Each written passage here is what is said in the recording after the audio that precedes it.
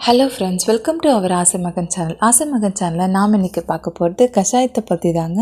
நான் ஒரு 15 வகையான மூலிகை பொருளை இதில் சேர்த்துருக்கேன்.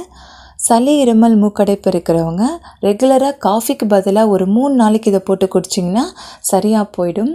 அப்படி எதுவுமே இல்லை, நான் நல்லா இருக்கேன் அப்படின்னாலும் இதை வாரத்துக்கு ஒரு தடவை இதை குடிச்சிங்கன்னா எதிர்ப்பு சக்தி அதிகரிக்கும். சளி பிடிக்காமல் நம்ம பார்த்துக்கலாங்க. இதை எப்படி பண்ணலான்னு பார்க்குறதுக்கு முன்னாடி இந்த சேனலை சப்ஸ்கிரைப் பண்ணிவிடுங்க. கூடவே இருக்கிற பெல் ஐக்கானையும் கிளிக் பண்ணிவிடுங்க. சரி, வாங்க வீடியோக்குள்ளே போகலாம். நான் ஒரு 2 பேர் குடிக்கிற அளவுக்கு இந்த கஷாயத்தை ரெடி பண்ண போகிறேன். அதுக்கு சில பொருளெல்லாம் வாஷ் பண்ணி எடுத்து வச்சுக்கிட்டேன். நீங்கள் கண்டிப்பாக நான் சொல்கிற அளவுப்படி தாங்க நீங்கள் பொருளெல்லாம் எடுத்துக்கணும்.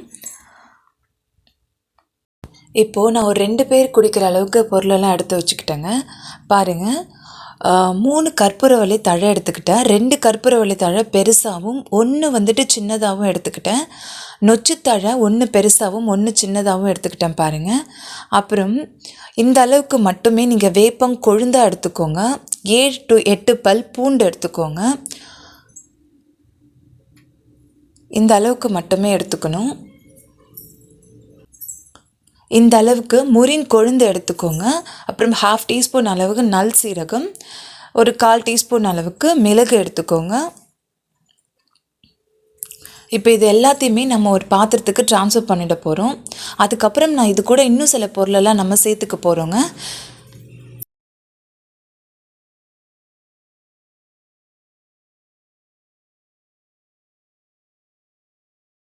இது கூடவே ஒரு சிட்டிகை அளவுக்கு உப்பு சேர்த்துக்கோங்க. 1/4 டீஸ்பூன் மஞ்சத்தூள்,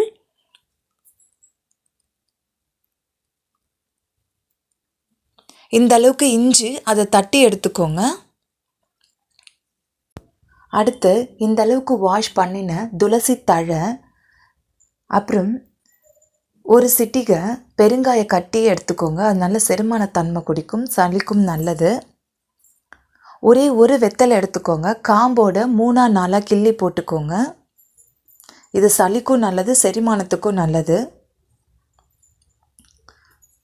அதுக்கப்புறம் நான் ஒரு 2 பேருக்கு இது ரெடி பண்ணுறதுக்கு 1 கிளாஸ் அளவுக்கு எனக்கு தேவைப்படும். ஆனால் இது நான் 2.5 கிளாஸ் தண்ணி விட்டு நல்லா கொதிக்க வைக்க போகிறேன். ஸோ அதனால் இந்த கிளாஸால் நான் 2.5 கிளாஸ் அளவுக்கு நான் தண்ணி ஊற்ற போகிறேன்.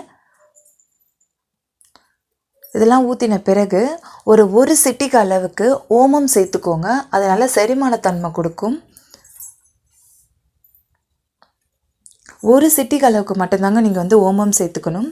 இதெல்லாமே சேர்த்து இந்த தண்ணி 1 கிளாஸ் வர்ற அளவுக்கு நல்லா கொதிக்க விடுங்க.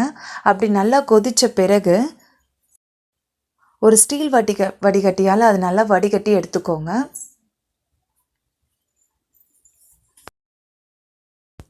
இந்த மாதிரி ஒரு ஸ்பூனால் அதை நல்லா அழுத்தி விடுங்க. அதில் உள்ள சாறு எல்லாமே அதில் இறங்குற வரைக்கும் நல்லா அழுத்தி விட்டு 1 கிளாஸ் அளவுக்கு நீங்கள் அதை எடுத்துப்பீங்க. இதை 2 பேர் குடிக்கலாங்க. ஆனால் ஒருத்தவங்க இதை பாதி கிளாஸ் அளவுக்கு மட்டும்தாங்க குடிக்கணும். இதை 2 வயசுலேருந்து பெரியவங்க வரைக்கும் தாராளமாக குடிக்கலாம்.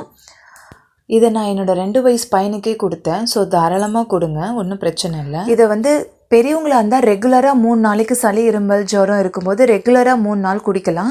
சின்ன பசங்களாக இருந்தால் நீங்கள் 1 நாள் விட்டு 1 நாள் கொடுக்கறது தாங்க நல்லது. சளி, இருமல், மூக்கடைப்பு எதுவுமே இல்லை அப்படின்னாலும் இதை வாரத்துக்கு ஒரு தடவை எடுத்துக்கிட்டாலும் எதிர்ப்பு சக்தியும் அதிகரிக்கும். சளி பிடிக்காமல் நம்ம பாதுகாத்துக்கலாம். இந்த வீடியோ உங்களுக்கு கண்டிப்பாக யூஸ்ஃபுல்லாக இருக்கும்னு நம்புகிறேன். நான் சொல்கிற அளவுப்படி இது முழுக்க எடுத்துக்கோங்க. பிடிச்சிருந்தா லைக் பண்ணுங்கள், உங்கள் ஃப்ரெண்ட்ஸுக்கும் ஷேர் பண்ணுங்கள். இந்த சேனல் சப்ஸ்கிரைப் பண்ணிவிடுங்க. கூடவே இருக்கிற பெல் ஐக்கானையும் கிளிக் பண்ணிவிடுங்க. தேங்க்ஸ் ஃபார் வாட்சிங் this video. Keep support. Thank you.